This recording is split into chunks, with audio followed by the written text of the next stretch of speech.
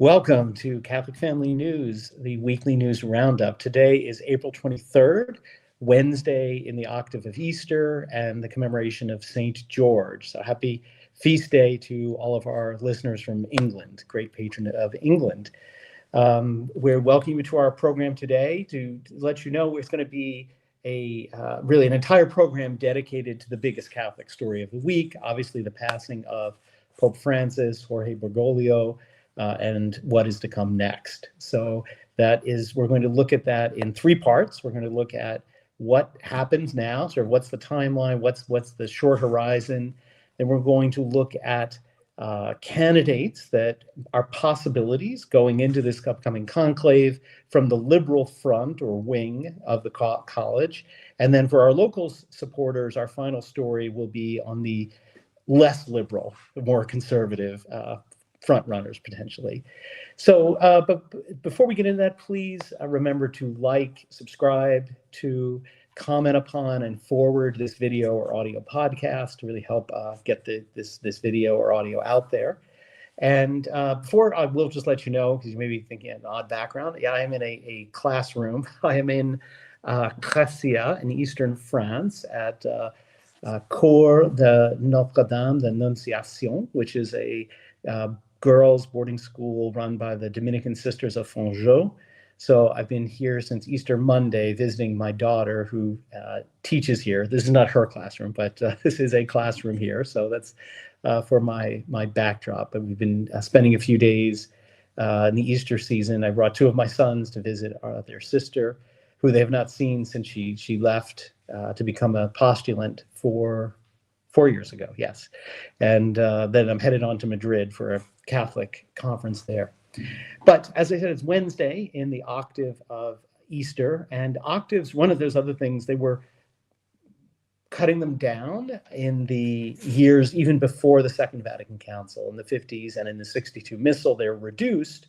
But there used to be many, many more octaves. All of the great feasts of the church were celebrated over an octave, a full sort of week period.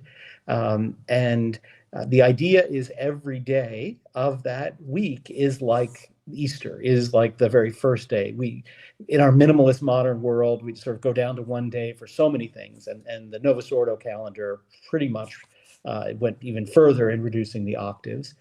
But it really, these greatest feasts, originally Christmas, Easter, Corpus Christi, and others, the Assumption, for example, were celebrated with an octave. And I wanted to pause because I've had some questions from people about hearing, well, I heard you can eat meat on Friday, the Friday after Easter. And the situation, again, we live in strange times juridically. We live in, an odd canonical period. But it was true in the older canon law. The discipline was you were dispensed from fasting on a holy day of obligation if that fell, or excuse me, from abstinence, a holy day of obligation if that fell on a Friday, but also from abstinence if it fell within the Friday within the octave. Putting aside the Pentecost octave, maybe we'll talk about that. The Pentecost octave is very strange. We'll talk about that perhaps in June. But putting that one aside, that's legally complicated. You have to be a real legal nerd, I think, to get into that. But so it was under the older discipline of canon law that where abstinence was actually required and not in many countries now recommended or possible, or you can do some other substitute.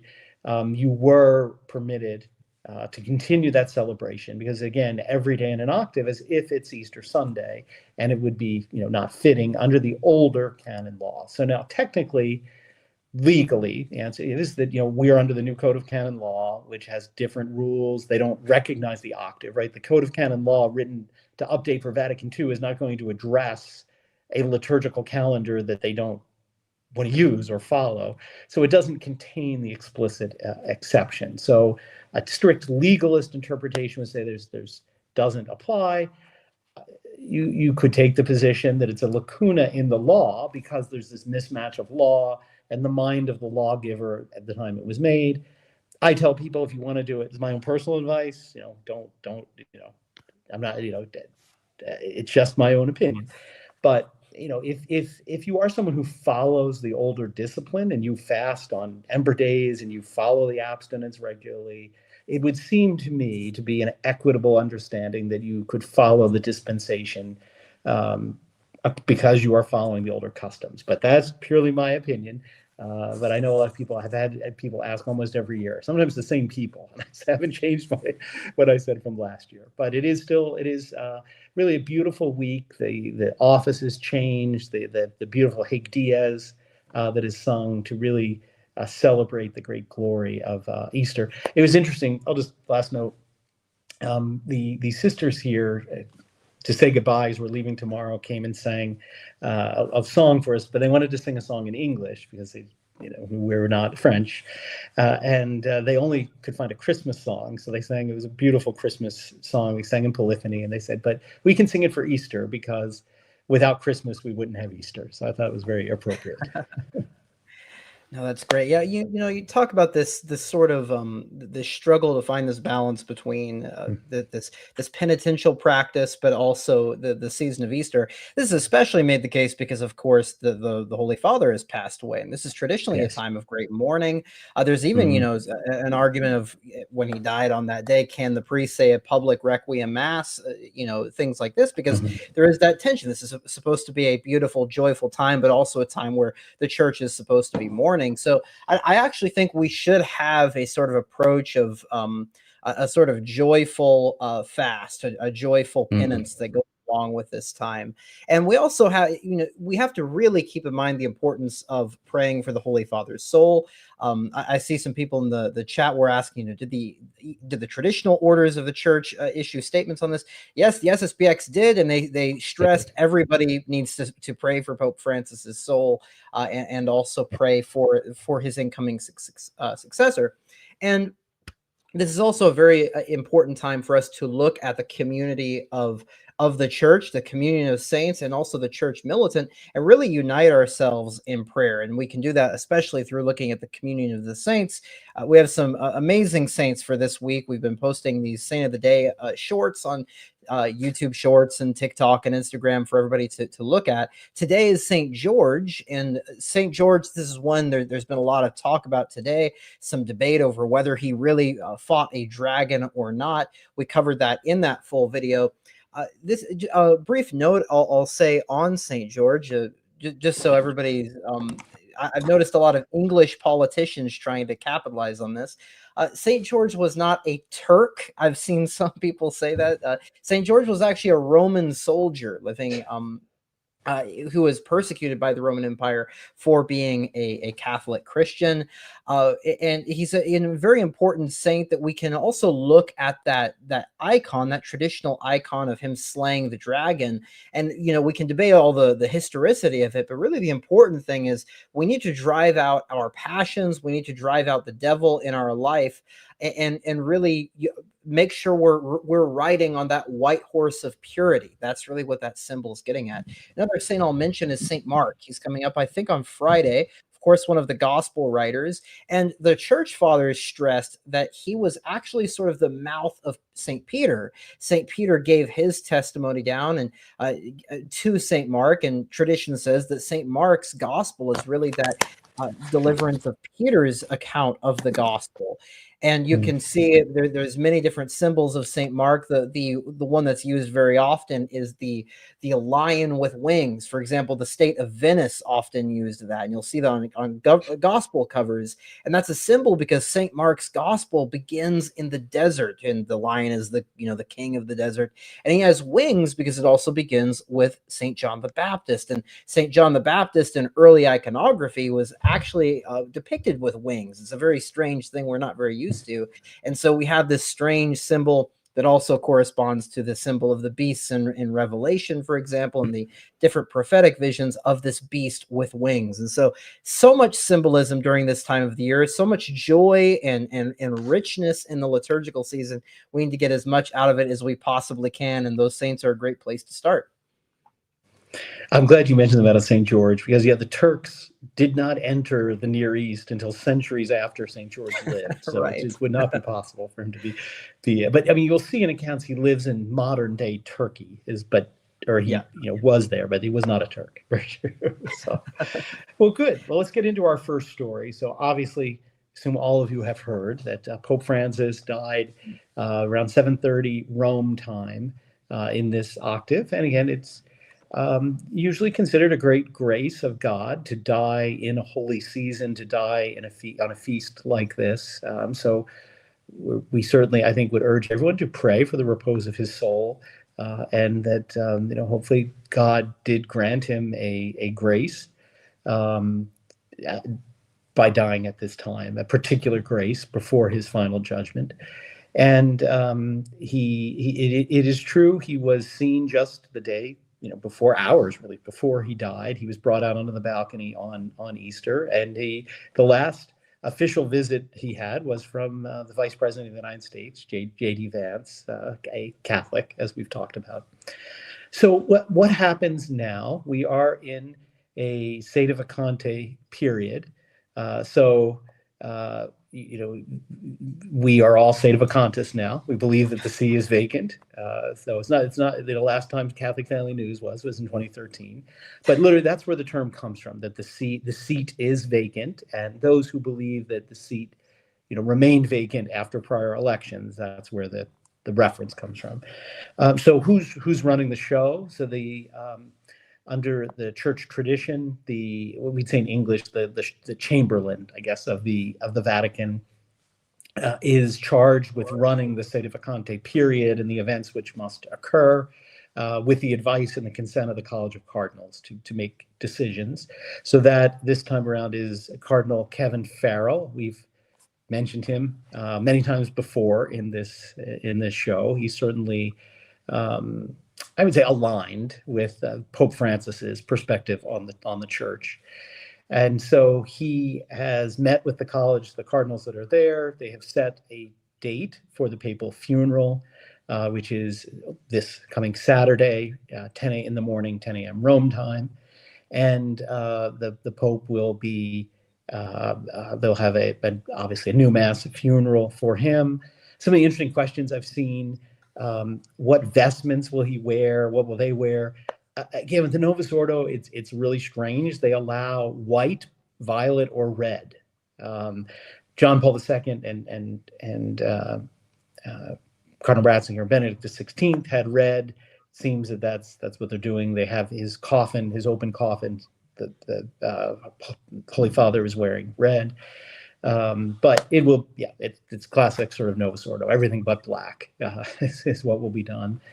Then there's a mandatory 9 days of mourning to mourn the passing of the prior pope. And then the college will be called into conclave. Conclave coming from the root word of key, because once the practice of the College of Cardinals electing the Pope in the mid-11th century became regularized, they were locked within until they would come out. And it actually became very strict in.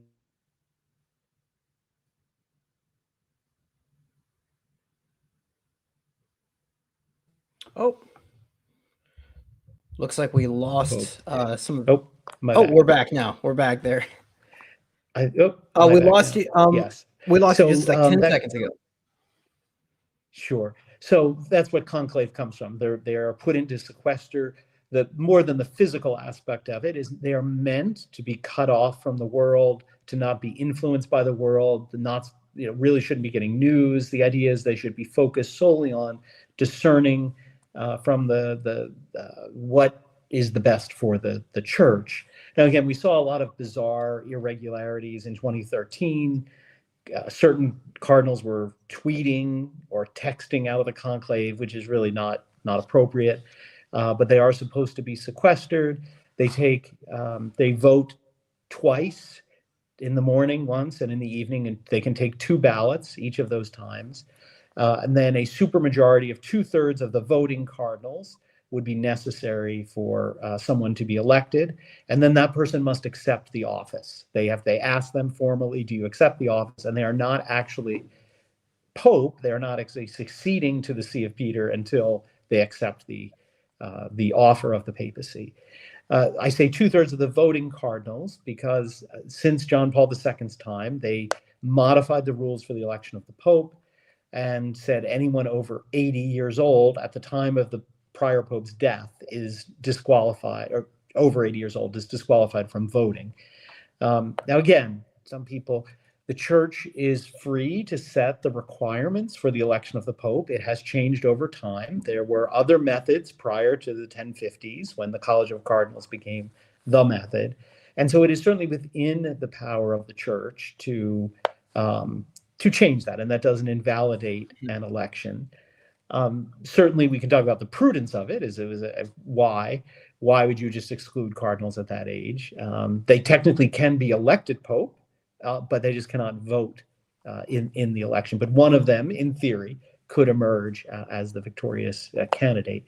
Then, as most people know popularly, they take the ballots after they're counted. They're scrutinized by multiple cardinals who count the ballots. They count them multiple times, and then they burn them. And then the color of the smoke that comes up will tell the outside world whether there is an elected pope or not. They add something to change the color of the smoke. If it's a negative outcome, no one is elected with a majority, and the white smoke comes out to signal that it has occurred. So that will be happening. It won't, even though it is 9 days, typically it'll be about 15 days roughly is typical, because the cardinals do usually assemble into a consistory, a meeting. So they have a public meeting where they can speak to each other and discuss the state of the church. They're not supposed to discuss directly who they will vote or should vote for, but more discussions about what the church needs, what's the state of the church, what are we looking for, and then they go into the conclave. In the traditional missal of the 1962 Mass, there is a special votive Mass that priests can say in this period for the election of the Pope, to pray for the election of the Pope. I don't know. I mean, votive Masses aren't really very popular in the Novus Ordo. I'm not sure if they even retained that technically. I mean, I never heard it. I never really hear of it, but it may be in the new Missal. I'm not sure. But I'm sure the prayers aren't the same, even if it is. Right. So that's what to expect. I would say about mid-May, early to mid-May, the conclave would start. How long it could take could be over in one day, in theory, the early ballots. Some of the longest went for several years. Modern times, a week to 10 days would be a typical period. If it went substantially longer than that, it would suggest a serious division in the college, where usually the way these things go, a candidate emerges, and then after ballots, more and more people begin migrating toward a candidate until they amass a majority. Has been a typical outcome. But that is really the process which we'll be looking forward to, and we're hoping, God willing, to be on the ground in Rome to bring you direct coverage during that period. So we're still making plans for that, but hope that will be the outcome. Yeah, definitely. This is an exciting time. I mean, I think it's kind of again, you have this weird mix of there's so much happening, and still I think we need to keep a solemn disposition about all of this. But I want to make a sort of an argument here for against some people that I've seen say, well, one, as Catholics, we shouldn't concern ourselves with such matters. We should sort of just worry about our daily lives, pray, and not pay attention to what's going on. I don't necessarily agree with that. And one of the reasons is that if we look at how these conclaves have gone, but also the pontificates have gone, these are monumental events in church history that actually do affect our own personal lives. And one example is that we can just look at the length of these pontificates. Pius IX was about 30 years. John Paul II was getting there as well, almost 30 years. Pope Francis's pontificate was, goodness, over 10 years. People didn't expect it to go that long. And we see how just in that 10-year period, so much can happen. People have lost their ability to go to the traditional Latin Mass. We've seen, of course, mass scandals. We've seen world politics even shift around this as well. So these are large events, and I think it's good for the faithful to know what is going on. But I also think you can actually learn more about the faith, and you can learn more about the present crisis in the church and the different reactions to it by looking at these various positions as well. Now, with that being said, I want to look at some statistics just before we get into the particulars of the liberals and the conservatives and the moderates about how this is looking. So I made this graph here. I took some things from what news agencies were talking about, and I put it all together here. We can look at where do the cardinal electors come from? This gives us a key to understanding this upcoming conclave, because Pope Francis, despite what some people have said, did not really focus on packing the conclave full of Pope Francis supporters. And one of the reasons for that is that Pope Francis is a very unique character. As we've said on the show, we've given that anecdote about Bishop Fillet saying, well, there's really just no way to explain this. This is so chaotic. One of the reasons for that is Pope Francis is a very personalist person. He sees it as really being, it was his personal responsibility. He emphasized this personal encounter with the marginalized groups. And so rather than going with various liberals who he saw as being ideological and sort of trying to undermine his personage with the things like the German synodal way, which he sort of soured to near the end of his pontificate. Rather, he focused on making sure that he was appointing cardinals from the peripheries, the outside. And this might have backfired for people who consider themselves progressives, because as we'll talk about, some of those are a bit more conservative in areas that the progressives disdain. But with that being said, Europe is still about 40%. That is overrepresented based on how the Catholics are distributed in the world, but I think it makes sense. This is really the cradle of Catholicism, where Catholicism really got its foothold. It's where the culture of Catholicism really still is. But that has shrunk, especially since Pope Francis. We've seen Asia has grown significantly, up to 18%. Africa grew to 12%. As a quick note, that African margin would have gone up a lot larger had they not resisted Francis with Fiducia Supplicans. The last cardinal appointments that Pope Francis made, as our audience might remember, Pope Francis shunned Africa. He gave them barely any cardinals. However, the Latin Americans are still pretty heavily represented there at 18%. That is up from 17%. And finally, North America went down largely because of Pope Francis's resistance to American USA Catholicism. Everything. Right, exactly. So, this might give us a bit of an understanding. Another thing to look at that I have up here is, well, who appointed the current cardinal electors? John Paul II appointed 5. And again, taking into account this rule of above 80 can't vote, it's kind of amazing anybody from that period is able to vote still. Benedict XVI, 22 of them he appointed, and Francis, of course, appointed the majority of them, 108. That would give us 135 of those electing cardinals. However, a recent sort of scandal happened. I don't want to say scandal, but I think in some ways it is, because it will affect the conclave in one way or another, about 2 cardinals saying they aren't going to be participating. Can you tell us a little bit about that, Brian? Yes, there's 2, and then there's a third interesting one that I want to mention. So Cardinal Canizares, who's from Spain, and we've talked about him a little bit on this show. He was, I would say, a Benedict XVI aligned in outlook. He has announced that due to health concerns, health issues, he is not going to participate in travel to Rome. Again, I don't doubt necessarily that he has a health issue, but it is a bit strange in the history of the church. Most cardinals would just do anything to get there. And then a second cardinal, whose name escapes me. Kulicic, I believe, from Sarajevo. Yeah, so from, well, I was going to say Yugoslavia, so I still think of it that way. Yes, also not participating for health reasons. But there's a third really interesting case. There's a cardinal we have reported on previously, who was the substitute for the Secretary of State, Cardinal Bacu, who was convicted by a Vatican court of embezzlement from the Vatican, was sentenced to, I think it was 5 years in prison, a little over 5 years in prison.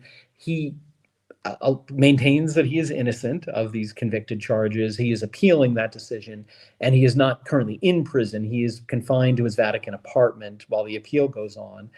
But apparently, he has announced that he's coming to the conclave, although there were some statements out of the Vatican trying to say he's ineligible. And he said that there's nothing in canon law that actually, and I think he is correct on this, there's nothing in the rules of the conclave that says he cannot participate. If he had been stripped, if he had laicized or stripped of his position, that would be a different story. But so there does seem to be a little bit of controversy brewing there if he will press the envelope and show up, whether they'll refuse him or not. So we're down to 33, perhaps 32, if he decides not to go or is withheld. The only other point I make on the numbers is, there are many people, and again, we're willing to talk to anyone and very careful on these issues. They're very difficult, sensitive issues, but a lot of people who take what I would summarize as a Francis Vacantis position, that Francis was never the Pope, Jorge Bergoglio was not the Pope or lost the papacy. I'll lump those positions together for the moment. They have something they have to explain now, because how do they have an elected pope? Because as the numbers you pointed out, the vast majority of the cardinals who will be voting were appointed by Pope Francis. Now, sometimes they'll say, well, of the 25 or 25 or so, if a majority of those elected the person, it would be valid because they were cardinals. But how would you ever know that? They don't report to us individual votes. They don't even know themselves who voted for whom. So there really would be no way to know if the vast majority of these not really cardinals, if you believe he's not the Pope. So, and again, I don't say to criticize directly, but just say I think it is a factual issue that there does need to be an answer to, because if he was not, then aren't we stuck, unable to have a Pope come out of this election? And because many of those, unlike what I'll call the traditional sedevacantes or the long-standing who say there's been none since John the 23rd, many of these have been in the position, no, it's just Francis, and somebody else would be different because Benedict's dead now. But it does create, I think, a stumbling block to the position that you need to have an answer if the church institution continues after Francis, how you get to the next Pope. Yeah, and that sort of leads us into the consideration of the cardinals, because I think to really preface all of this, it's important to make sure that we're not, I think there's two errors that we can make. One is idealizing the Ratzingerian Wojtyła period as being this pinnacle of orthodoxy and perfection. I don't think that was the case, and I think a lot of these people are saying that many of these cardinals are conservative. When I mean, look, the SSPX existed during those pontificates. Obviously, the traditional movement was founded even before John Paul II, and so that doesn't make. I think the concerns are still there. I do think there's one other error that can be made, though, in saying that there is no difference between, let's say, a more conservative cardinal. I mean, even someone like Cardinal Dolan, who I have major problems with, and then somebody like Cardinal Parolin. There's a clear difference between the two, and that's why I'll be using here the terms liberal and conservative. That's relative to the current conclave. That's not saying these. It's like Bishop Fillet in the conservative section. It just means relative to the conclave. That's who we're talking about. So if we get into the liberals first, I have a graphic on the screen here. We're not going to go through all of the major cardinals, but on the left, we have a sizable amount of the ones that are considered really tried and true liberals. These are not ones that there's any argument that really can be made about them. These are ones that are actively pursuing the progressivist agenda. These are men like Cardinal McElroy, Cardinal Supich, Cardinal Tobin, going down the list, Cardinal Ratcliffe, who I believe is still a voting cardinal, which is sort of unexpected. People didn't think he was going to be able to, and it's quite a shame that he's going to be able to be voting in this conclave. Almost all of them are these Francis elected cardinals. As I mentioned, there's a sizable amount of them that were conservative cardinals who were appointed by Francis, but there is a sizable amount that were liberals as well. There are two exceptions to that. One is Cardinal Marx, who is sort of notorious for his workings and dealings in Germany and the German synodal path. He'll be involved, as well as Cardinal Tagle. Now, I want to put this to rest. I don't think Cardinal Tagle has a chance anymore. I think that's sort of been his star has sort of waned at this point. It's not really an option. I could be proved wrong. He could be made, but one of the problems Tagle got into is he was at the forefront of an organization. I believe it was called Caritas, and he was dismissed by from the board of that organization. And Francis really didn't do anything to help him during that entire time, which tells me that really the progressive establishment is sort of going away from him. The other thing to point out is that many of these liberals, and again, are we sort of playing, being overly speculative here? Perhaps, but I think we can still get some kind of insight here. I think what is, just like how many of us are wanting a return to normalcy, I think many of us have this intuition that the Cardinals are as well. They're going to want a strong administrator, and they're going to want that sort of stability that comes with that. And Tagle, I don't think, has really signaled that he's going to be able to fulfill that role. And the liberals, in order to really get their agenda pushed through, are going to have to convince those more moderate candidates who might be a John Paul II Ratzinger type of cardinal that this guy is safe. He'll provide them with what they want. However, there are three candidates that I think they're really going to be looking at. The first I'll mention is Cardinal Gretsch, and we've talked about him on the show frequently. He is probably the worst of the three, and I think the Cardinals going into this will know that. He was the general secretary for the Synod of Bishops in Rome, and he is outright talked about promoting a rainbow church, promoting the German bishops, having a sort of ulterior faith from the mainstream church, almost a type of Anglicanism. And he criticized the Dubia cardinals. He was talking about loosening the church's restriction on priestly celibacy. He's the worst of the three by far. And I think for that reason, he's unlikely to become Pope. However, I think he's one of their candidates they'll be pushing. Two of the more likely ones are Cardinal Zuppi and Cardinal Parolin. And I think if the progressives are putting somebody forward, it's going to be a sort of civil war between getting the moderates to rally around one of them. Both are Italian. Cardinal Parolin, firstly, is the Secretary of State. That gives him a bit of prestige coming into this. That's what Cardinal Ratzinger was before he became Pope. It's secretaries of state always have a little bit of an edge in the conclave. He has been I would say a progressivist. He was a supporter of Amoris Laetitia. He was even open to allowing married priests. He would speak about, and even though he's talked about, he's been a bit critical of the German bishops and the German synodal way, I think, to go along with Francis's sort of weird mixed opposition towards it.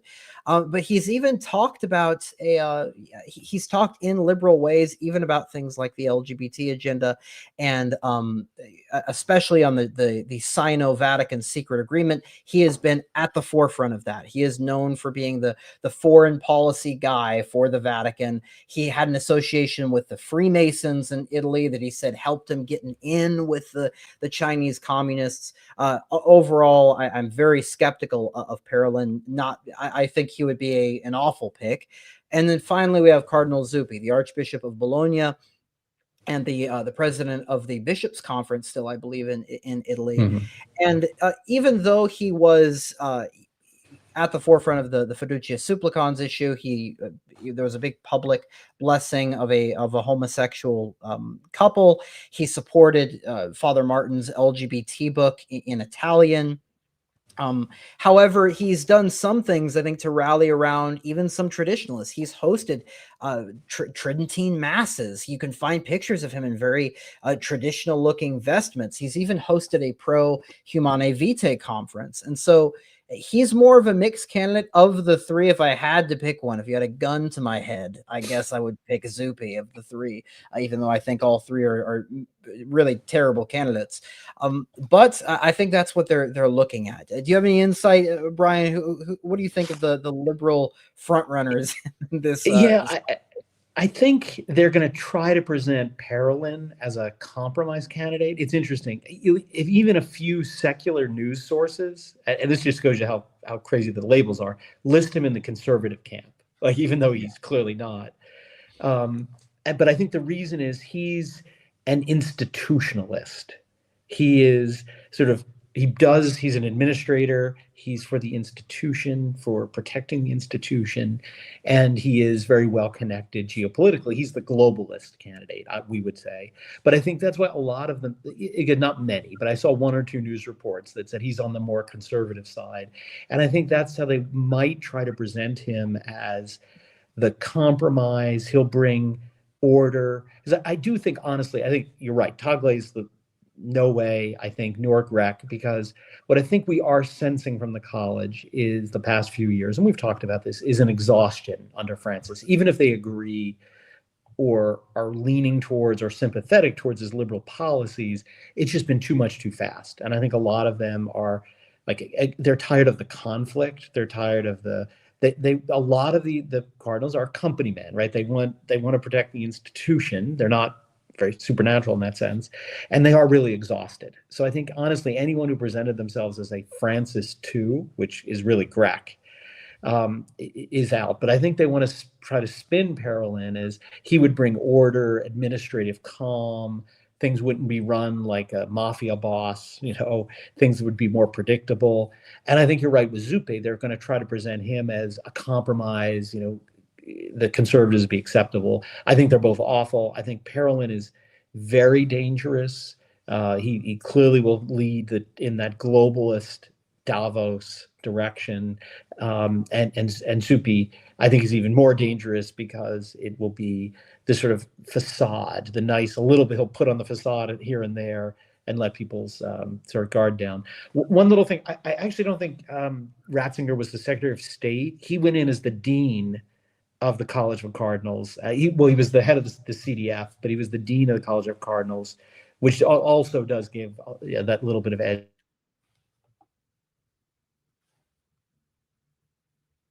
Oh, looks like we lost Brian at the end there. We'll wait for him to come back. And I believe he is right about Ratzinger being the head of the DDF rather than being the Secretary of State. That is, I believe, true. Very similar roles in a way, but it shows the importance that those Curia cardinals have in the conclave. So we'll wait for Brian to come back here. If he doesn't, we'll see, and we can continue on, maybe looking at the conservatives until he comes on. Let's see. All right, we'll wait for Brian to come back. In the meantime, looking at sort of concluding on the liberal note, I want to answer a quick question we have in the chat talking about, isn't this the decision of God? Shouldn't we put all of our trust in God during this time? It looks like we have Brian coming back here.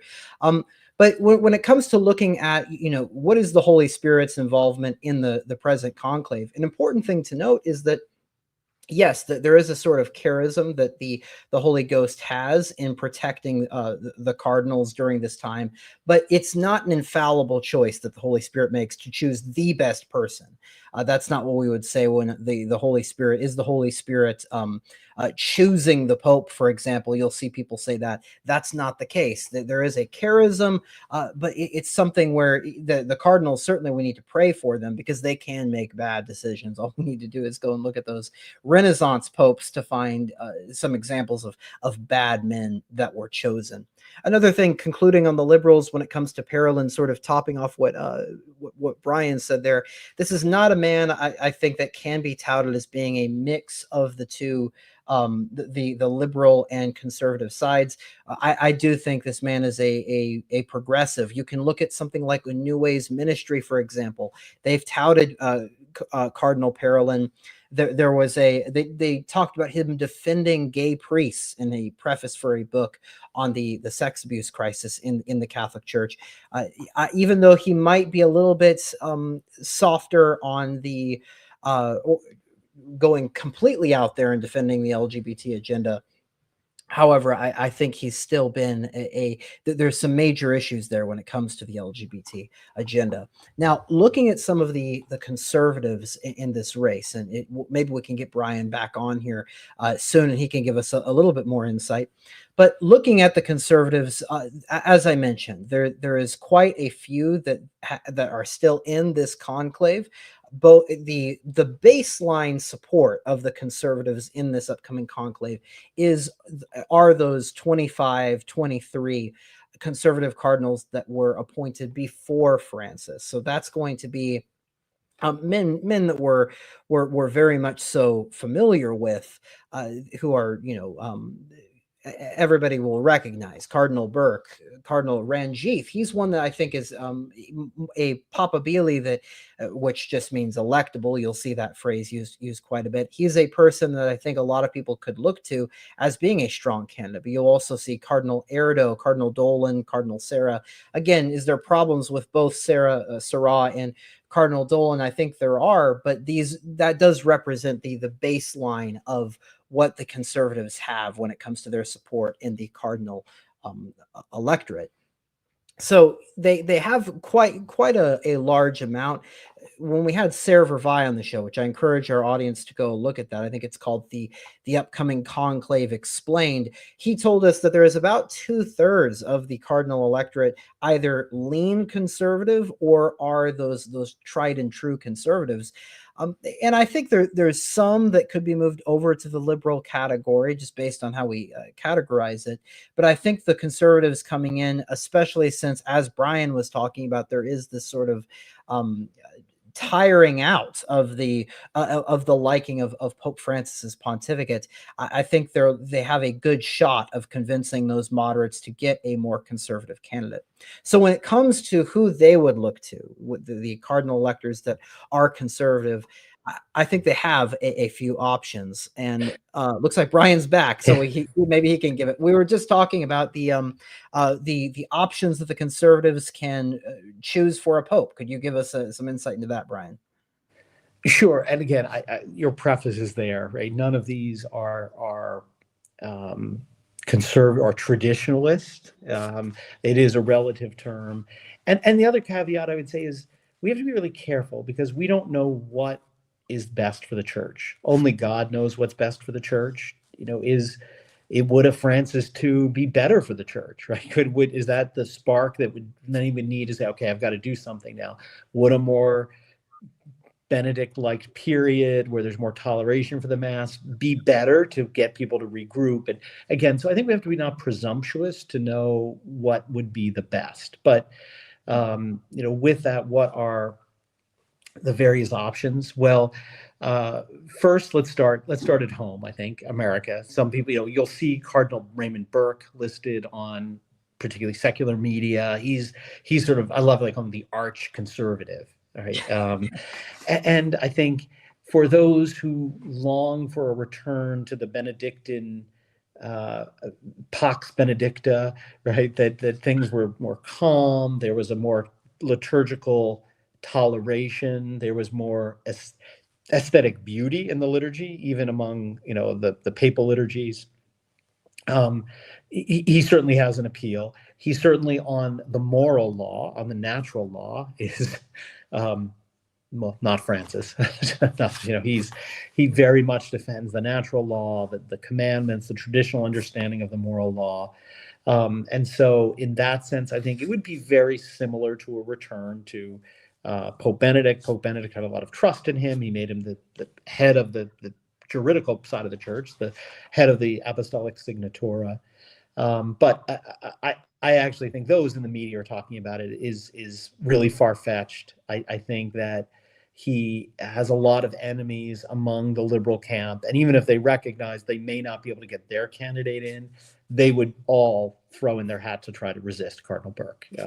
So even though his name is out there on the list, I think my instinct says very, very low likelihood. And again, I'm not sure. I don't really know. Would a return to Summorum Pontificum? And I mean, the world has changed so much under Francis. Whatever you think of Pope Benedict, I think, and whether it was good, bad, it did bring many people closer to thinking about traditional issues that were prepared for a Francis pontificate, for a lot of the surprises. So in its time, it may have been good. Is that really what we need to go back to? I don't know, but I would be very careful with those saying he's likely. I think he does have a lot of enemies. I think even those who were frustrated with Francis think the dubia and some of his other initiatives were too far. Like the people who want to protect the institution, for example, like privately, we agree with you, Cardinal Burke, but you were too public about it. So I just can't see a majority coming behind that. So once you move on, some of the other possibilities, Cardinal Peter Erdo from Hungary, and again, he is presented as this arch conservative. I saw in a couple of other places. He again is I would say more a John Paul II like candidate in that he does defend the moral law. He does defend the natural law. He would be very strong on those issues of contraception, I think, and an abortion, very much aligned with John Paul II's understanding or explanation of most of moral teachings of the church. He's definitely, not a conservative traditionalist, but I think on the moral side would, some people could easily look to him who are, again, exhausted by Francis turmoil and say, well, he'll just bring things back a little bit to it was. So he's a possibility. I don't think he has as many enemies. He's been very political, and I don't mean that necessarily in a critical way, with the Orban regime in Hungary and kind of navigating that and supporting some things that are good of it, but not letting himself look aligned with the sort of Trump, Orban, that kind of various in the political realm, the purely secular political realm, populist regimes. So after him, I think Cardinal Sarah is another name that is put out. And he's interesting because I think, in their mindset, remember, all of these were appointed post-Vatican II, John Paul II onward, the kind of getting away from the traditional church, having non-Italian popes, having, and I think that there's this tendency, I think it helped Francis in his election. Well, we're going to go to Latin America. There's time for Latin America. It means DEI in the church in many ways is a way to explain it. But there's, in many ways, the church in the Vatican II era is always like behind the world, right? They're singing hippie songs in the 1980s at the Novus Ordo. DEI is kind of on the way out, but it still is very strong in kind of the minds of some of these. So I think an African, and I'm just going to pick Sarah to say that, but it would apply to a few of the others, I think may have that going for them, that there may be some on the liberal camp who would see, okay, he's a little more conservative, but we get an African in, and this would be a nice compromise. For those particularly who have a Hegelian dialect is the way history moves forward as you get one pole, the opposite pole, they sort of pull opposite directions and you get the truth out of it, which is an error. But I think they would say, okay, he's sort of a, maybe we'll bring a balance after Francis, and we get, to have the first African. And now, what would Cardinal Sarah be? Again, I think he's another Benedict. It would be another Benedict papacy. He's very aesthetically conservative when it comes to the liturgy. He's in favor of toleration of the Latin Mass, but he certainly wouldn't restore it as the sole liturgy, as the one Roman Rite. But even in the Novus Ordo, he's much more for better taste. First, he wrote a book, a very beautiful book actually, on silence and how we've gotten away from silence. He's defended the practice of offering mass ad orientem, even in the New Rite. So I think we'd have almost a flourishing. He's a reform of the reform, I think, in many ways, candidate. And again, I think he's a possibility. That may have appeal to the more moderate liberals, not the Jacobins or the essentially, but the more moderate liberals and the more conservative groups.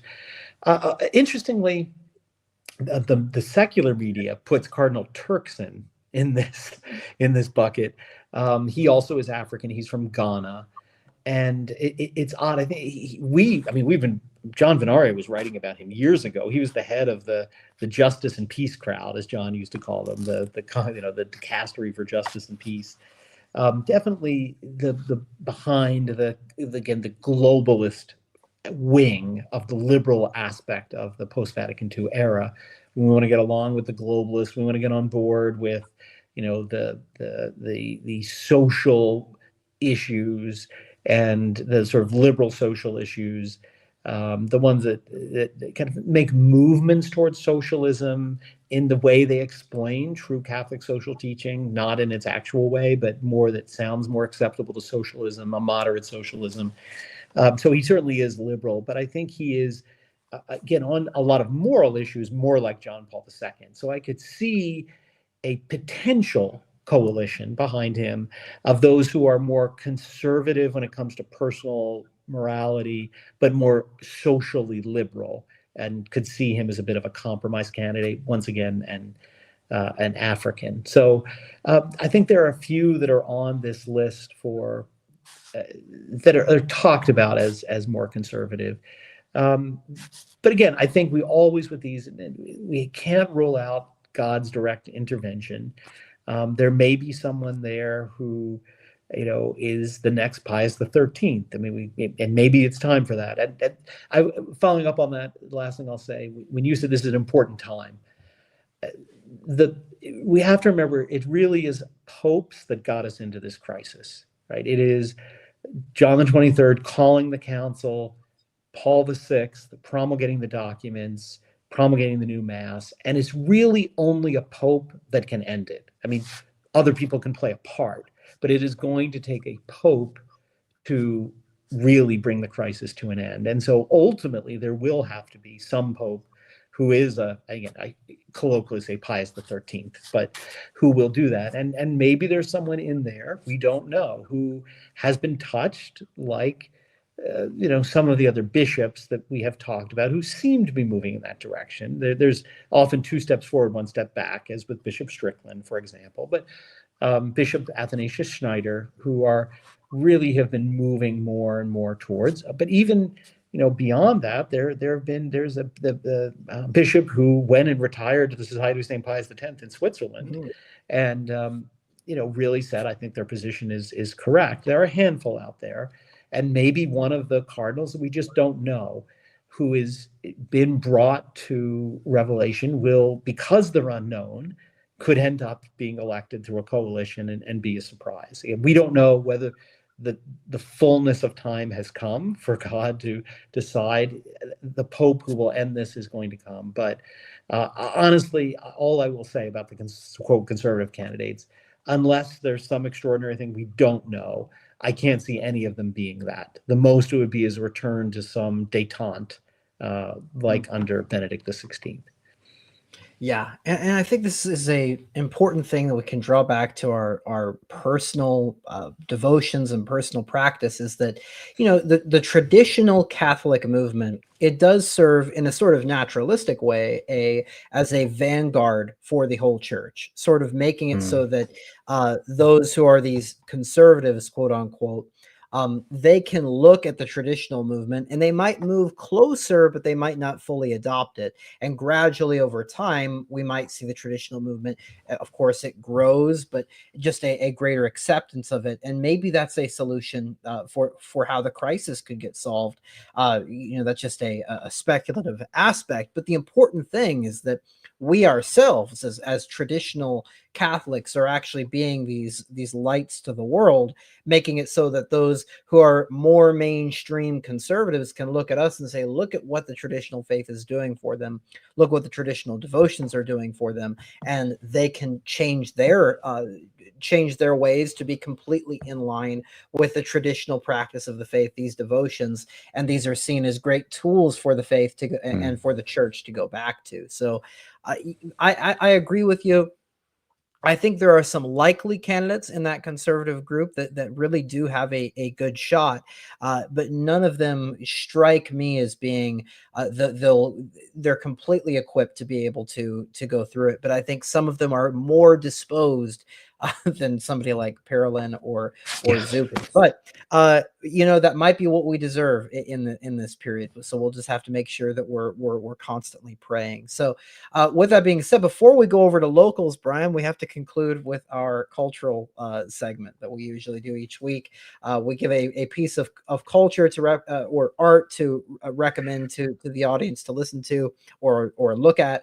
And the thing I'll recommend for this week is Mozart's Coronation Mass. And the reason I recommend this is this was actually used for they don't do coronations anymore because the tiara is burned, it's burned, melted down because of or just at least not even worn anymore, put in a museum somewhere. This was actually used, though, for the coronation mass of Pope John Paul II.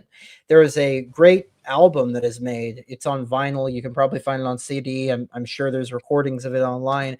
The great conductor Herbert von Karajan, a spectacular conductor, one of the best of the 20th century, actually conducted the coronation mass for John Paul II.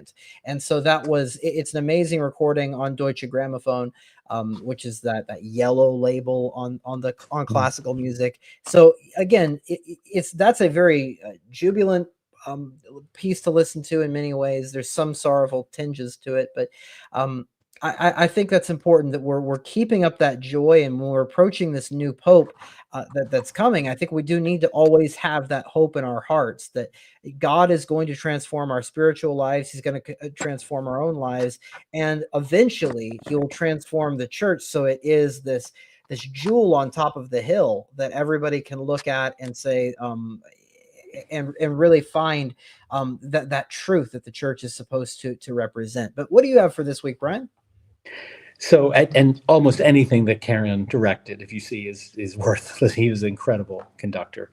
But I actually have something to read, and it's interesting. Our school back in Florida is the high school is putting on The Merchant of Venice, and I've been involved in helping to direct it. So I've been spending a lot of time with the play, and I've really come to believe it is the most Catholic play. Spending all this time really, really moving through it to help direct the students that Shakespeare wrote. And I know Claire Asquith has talked about that in her book, Shadow Play. Doc White did, but even my eyes have been opened even more going through the play very slowly now.